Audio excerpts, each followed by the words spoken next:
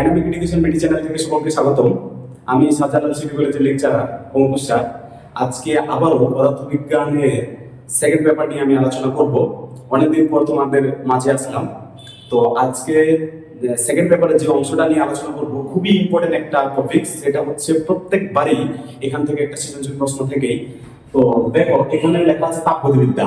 এই তাপগতিবিদ্যাটা আসলে অনেক হিউজ আলোচনা। এখানে এমসিকিউ সিকিউ মানে সবকিছু ইম্পর্টেন্ট এখান থেকে।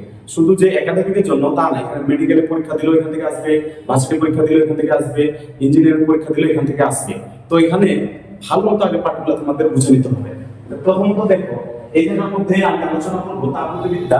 আসলে তাপগতিবিদ্যা যদি বলে ইংলিশটা কি, তাপগতিবিদ্যার ইংলিশকে বলা হয় থার্মোডাইনামিক্স। এর নাম কি যদি ইংলিশে চিন্তা করো, THERMO থার্মো ডাইনামিক্স। এটাকে ইংলিশে বলা হয় থার্মোডাইনামিক্স, তাপগতিবিদ্যা। হ্যাঁ, মাঝে মধ্যে এই নামটাও আছে যে তাপগতিবিদ্যার আসলে ইংলিশ নামটা কি বলা হয়, বা এটাকে কি বলা হয়, থার্মোডাইনামিক্স। কি বলা হয়, থার্মোডাইনামিক্স। তো প্রথমত দেখো এই জায়গার মধ্যে এখানে আছে তাপীয় সমতা। আসলে তাপীয় সমতাটা কি? সমতা মানে সমান। তাহলে তাপীয় সমতা জিনিসটা কি? এখান থেকে খ নাম্বারের পরীক্ষা আসে যে তাপীয় সমতা ব্যাখ্যা করো। তাহলে দেখো স্যার তাপীয় সমতা জিনিসটা কি? এদিকে আমি একটা ফিগার দিছি। তো এই ফিগারটা কিন্তু তোমাদের বইয়ের মধ্যে আছে, আমি একটু আলোচনা করি। তো এই ফিগারের মধ্যে দেখো যে এখানে মনে করো একটা ব্যারিকেড দেওয়া আছে, একটা বাধা দেওয়া আছে। হ্যাঁ, তো দুইটা কিন্তু বস্তু, দুইটা দুই ধরনের তাপমাত্রায় আছে। মনে করো এটা 10 ডিগ্রি সেলসিয়াস, এটা 15 ডিগ্রি সেলসিয়াস। ঠিক আছে, এটা 10 ডিগ্রি সেলসিয়াস, এটা 15 ডিগ্রি সেলসিয়াস।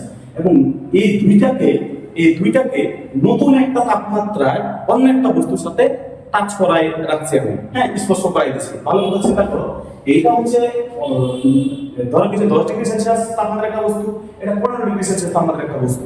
এটাকে আমরা 50 ডিগ্রি সেলসিয়াস তাপমাত্রার একটা বস্তুর সাথে টাচ করাই দিচ্ছি, দুইটা বস্তু এভাবে করে টাচ করাই দিচ্ছি। তাহলে কি হবে? তাহলে সে দেখা যাবে যে এই বস্তুটা এই বস্তুর সাথে তাপকে যদি সংমিশ্রণ তুমি করাই দাও, তাহলে তাদের তাপের আদান প্রদান ঘটবে। এই তাপ এর দিকে চলে যাবে, এই তাপ এর দিকে চলে যাবে। যেটা বেশি তাপমাত্রার বস্তু সেখানে কি হবে, তাপ ওটা ধীরে ধীরে ধীরে ধীরে ঠান্ডা হয়ে যাবে। যদি ঠান্ডা বস্তুর সাথে তুমি ওটাকে সংমিশ্রণে নিয়ে যাও, তাহলে যদি এটা চিন্তা করো স্যার এটা 50 ডিগ্রি সেলসিয়াস, এটা 10 ডিগ্রি সেলসিয়াস, এখান থেকে এখানে কিন্তু তাপটা চলে যাবে। এখান থেকে এখানে তাপটা চলে যাবে। তাপটা চলে যেতে ততক্ষণ পর্যন্ত তাপ যাবে যতক্ষণ না পর্যন্ত তাপ দুটো কি হয়, সমান হয়। তাহলে দুইটা যোগ করলে হবে 60। তখন এক সময় দেখা যাবে এটাও 30 হয়ে যাবে, এটাও 30 হয়ে যাবে। ঠিক আছে, তো আর এইটা যে বললাম স্যার 15, এটা ছিল কত, 50। এখানে তো তাপটা যাবে। তো তারা এমন একটা তাপমাত্রায় তিনটা বস্তু আসবে যে এমন এক সময় দেখা যাবে যে তিনটা বস্তু তাপমাত্রা কি হয়ে যাবে, অটোমেটিক্যালি কিন্তু সমান হয়ে যাবে। এটাকে বলা হয় তাপীয় সমতা। তাহলে তাপীয় সমতা কি? ভিন্ন তাপমাত্রার দুটি বস্তু যদি তৃতীয় একটা বস্তুর সংস্পর্শে আনা হয়, তাহলে প্রথম বস্তুটা তৃতীয় বস্তুর সাপেক্ষে যে তাপমাত্রায় অনুভূত হবে এবং দ্বিতীয় বস্তুটা তৃতীয় বস্তুর সাপেক্ষে সমান তাপমাত্রায় অনুভূত হবে। এটাকে বলা হয় তাপীয় সমতা। আশা করি জিনিসটা বুঝছো সবাই? ওকে, ঠিক আছে। এখন দেখো এখানে যেহেতু তাপ গতিবিদ্যা নিয়ে আমরা আলোচনা করব, কি নিয়ে আলোচনা করব, তাপ গতিবিদ্যা। তাহলে আগে জানতে হবে তাপ গতিবিদ্যার মধ্যে আসলে তাপটা কি। তাহলে দেখো তাপ আর কিছু না, তাপ হচ্ছে এক প্রকার শক্তি। কি বলা হচ্ছে এখান থেকে এমসিকিউ, এটা তো বুঝতেছো, এখান থেকে এমসিকিউ আসবে। আমি প্রত্যেকটা জিনিস ধরে ধরে নিয়ে তোমাদের সামনে আলোচনা করব। তাহলে দেখো স্যার এখানে দেওয়া আছে তাপ। তাহলে তাপ কি? তাপ যদি দেখো, তাপ হচ্ছে এক প্রকার শক্তি। তাপ কি? তাপ হচ্ছে এক প্রকার শক্তি। ভালো মতো আমার সাথে মনে মনে বলবা, মুখে মুখে বলবা, তাহলে দেখো যে তোমাদের এখানেই কিন্তু পড়াশোনাগুলো হয়ে যাবে। তাহলে তাপ কি? তাপ হচ্ছে এক প্রকার শক্তি এবং এর মাত্রা সমীকরণকে বলা হয় ক্যালোরিমিতি। একে তাহলে মাত্রা সমীকরণটাকে কি বলা হয়, ক্যালোরিমিতি। আমি পরীক্ষা দেখো কতটা ইম্পর্টেন্ট। তাহলে হচ্ছে তাপের মাত্রা সমীকরণকে কি বলা হয়, ক্যালোরিমিতি বলা হয়। তাহলে তাপের মাত্রা সমীকরণকে কি বলা হয়, ক্যালোরিমিতি বলা হয়। এবং দেখো তাপের একক ক্যালোরি, শুধু আমরা এতটুকু জানি স্যার তাপের একক ক্যালোরি, কিন্তু তাপের তো আরো অনেকগুলো স্যার একক আছে। একটা হচ্ছে সিজিএস একক, একটা এসআই একক, একটা হচ্ছে এফপিএস একক। তাহলে এই যে তিনটা তোমাদের একক দেওয়া আছে, এই তিনটা একক দেখো আমরা কিভাবে করব। তাহলে প্রথমত দেখো সিজিএস, যেটা হচ্ছে সেন্টিগ্রাম, কি সেন্টিমিটার গ্রাম সেকেন্ড, এরকম আর কি। তো দেখো সিজিএস পদ্ধতিতে সি আছে, ক্যালোরি সি আছে। দেখো ভালো মতো দেখবা, মনে রাখার মধ্যে সি আছে, সি থাকবে। ঠিক আছে, তাহলে সিজিএস পদ্ধতিতে একক কি, ক্যালোরি। সিজিএস পদ্ধতিতে তাপের একক কি, ক্যালোরি। এসআই পদ্ধতি অথবা এমকেএস পদ্ধতি, তাহলে এসআই পদ্ধতি অথবা এমকেএস পদ্ধতিতে তাপের একক কি, জুল। তাপ যেহেতু এক প্রকার শক্তি, তাপ যেহেতু এক প্রকার শক্তি, তাহলে তাপের একক কি, শক্তির একক কি, জুল, তাপের একক কি হয়ে যাবে জুল। এটাকে বলা হয় এসআই অথবা এমকেএস পদ্ধতিতে একক। এখন দেখো এফপিএস, এফপিএস পদ্ধতিতে তাপের একক দেখো বি, এখানে লেখা আছে B H U TH U, BTH U. এটা কি হয়, ব্রিটিশ থার্মাল ইউনিট। এটাকে কি বলা হয়, ব্রিটিশ থার্মাল ইউনিট বলা হয়। তাহলে যে এফপিএস পদ্ধতিতে তোমার তাপের একক কি, ব্রিটিশ থার্মাল ইউনিট, তাহলে কি হবে বিটিএইচ ইউ, মনে থাকবে। আচ্ছা, এখান থেকে এমসিকিউটা দেখো কতটা ইম্পর্টেন্ট, এবং এখান থেকে কিন্তু মেডিকেল পরীক্ষা আসছিল 2019 এর দিকে, যে এখানে লেখা আছে 1 জুল সমান কত তোমার ক্যালোরি। তাহলে চিন্তা করো, এখানে দেওয়া আছে 1 ক্যালোরি সমান 4.2 জুল, 1 ক্যালোরি সমান 4.2 জুল। কিন্তু যদি পরীক্ষায় বলে স্যার 1 জুল সমান কত ক্যালোরি, এখন উল্টাটা দিতে পারে। যদি উল্টাটা দিয়ে দেয় যে স্যার 1 জুল সমান কত ক্যালোরি, তাহলে 1 জুল, এখন তোমার ক্যালোরি চাইছে, ক্যালোরি হলে এটাকে 1 দিয়ে ভাগ করে দিতে হবে। তাহলে এটাকে যদি 1 দিয়ে ভাগ দাও তাহলে হয়ে যাবে, এটা ছিল 42, এটা হয়ে যাবে 24। কত হবে, এটা হয়ে যাবে 24, 0.24। এখন দেখো, আমি তোমাদের তাপের বিভিন্ন প্রকারভেদ সম্পর্কে নিয়ে আলোচনা করব। তো এখানে দেওয়া আছে তাপের প্রকারভেদ। হ্যাঁ, তো তাপের এখানে কয়েক ধরনের তাপ পাওয়া যায়। তো প্রথমত লেখা আছে দেখো অনুভূত তাপ, তারপর সুপ্ত তাপ, তারপর লেখা আছে এখানে আবার দিয়ে রাখছে হচ্ছে সুপ্ত তাপের প্রকারভেদ। এখানে দেওয়া আছে দেখো সুপ্ত তাপের প্রকারভেদ। এরপরে দেওয়া আছে গলনের সুপ্ত তাপ, কঠিনীভবনের সুপ্ত তাপ, বাষ্পীভবনের সুপ্ত তাপ, ঘনীভবনের সুপ্ত তাপ। খুবই ইম্পর্টেন্ট, এগুলো পরীক্ষার জন্য বলো, কয়ে বলো, ক্ষয়ে বলো, যাই বলো, খুবই ইম্পর্টেন্ট। তাহলে তাপের প্রকারভেদের মধ্যে দেখি যে অনুভূত তাপ কি।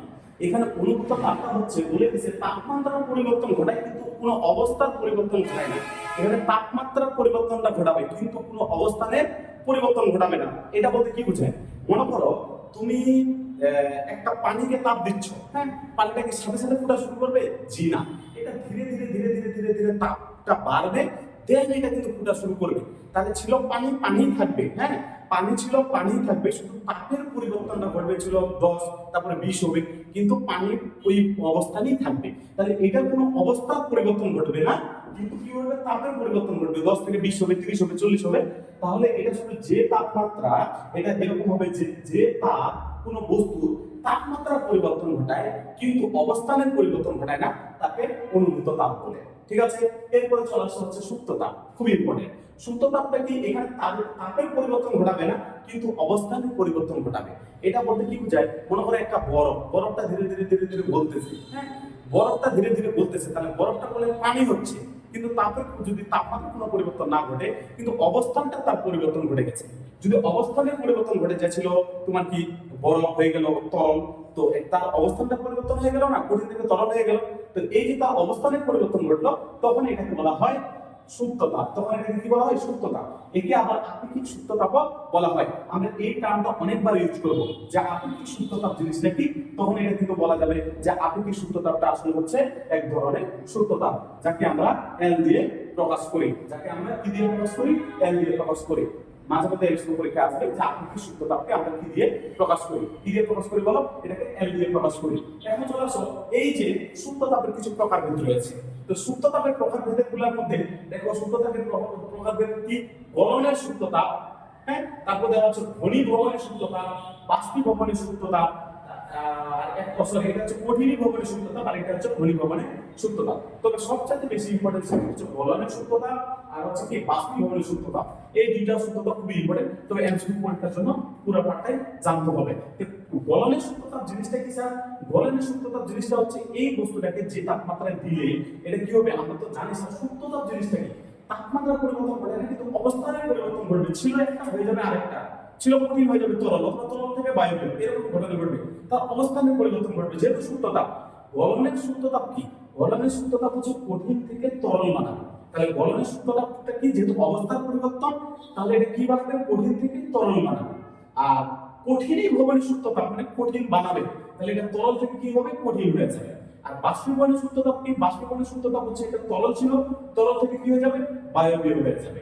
আর ঘনীভবনের সুপ্ত তাপ কি, এটা ছিল বায়বীয়, হয়ে যাবে কি, তরল, উল্টা কিন্তু। তাহলে হচ্ছে গলনের সুপ্ত তাপ, আবার এখানে কিন্তু এগুলো ফিক্সড মান দেওয়া আছে, আগে বলছিলাম স্যার গলনের সূত্রতাপ আর বাষ্পীভবনের সূত্রতাপটা তোমার খুবই ইম্পর্টেন্ট, কারণ প্রত্যেকটা ম্যাথে এটা করার জন্য কাজে লাগবে। তো এই দুটো আমার যেটা বক্স করে রাখছে রেড কালার, এই দুটো বক্স সুন্দর করে মুখস্থ করে নেবা।